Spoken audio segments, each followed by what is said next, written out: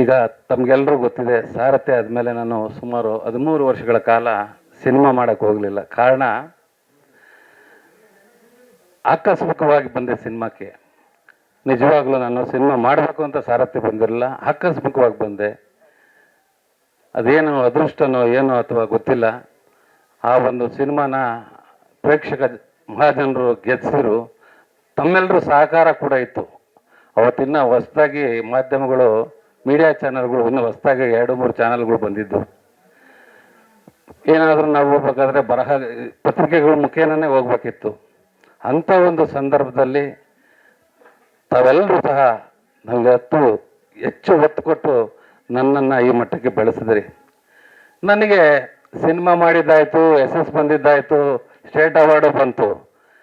ಮುಂದೇನಾದ್ರೂ ಮತ್ತೆ ಸಿನಿಮಾ ಮಾಡಿದಾಗ ಎಲ್ಲಿ ಏನಾಗ್ಬಿಡುತ್ತೋ, ಬಂದಿರೋ ಹೆಸರೆಲ್ಲ ಕಳ್ಕೊಂಬಿಡ್ತೀನೋ ಅಂತ ತುಂಬ ಭಯನೂ ಇತ್ತು. ಕಾರಣ, ಯಾಕಂದರೆ ಕತೆ ಕೇಳ್ತಾ ಇದ್ದೆ, ಕಥೆನಲ್ಲಿ ಉಳಿರ್ತಿರ್ಲಿಲ್ಲ.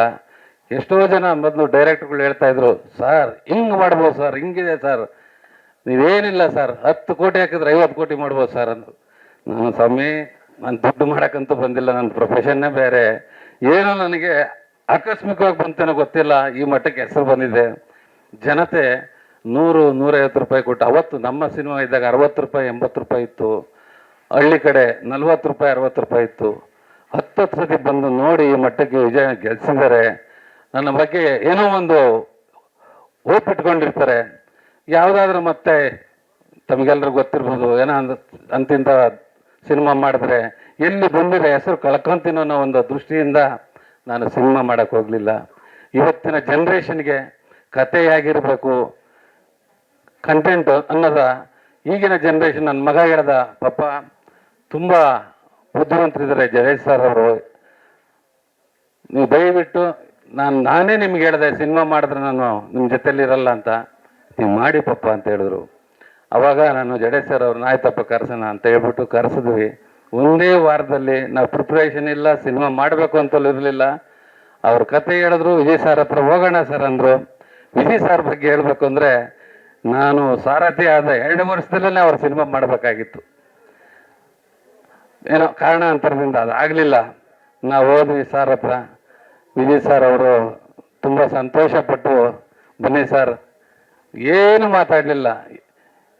ಎಲ್ಲರೂ ಹೇಳ್ತಾರೆ, ಯಾವ ರೆಮ್ಯುನರೇಷನ್ ಬಗ್ಗೆನೂ ಮಾತಾಡಿಲ್ಲ, ಏನು ಮಾತಾಡಲಿಲ್ಲ. ಸಿನಿಮಾ ನೀವು ಮಾಡ್ತೀರಾ ಸರ್, ಹೇಳಿ ಸರ್ ಅಂತ ಹೇಳಿ ತುಂಬ ಖುಷಿ ಆಯಿತು.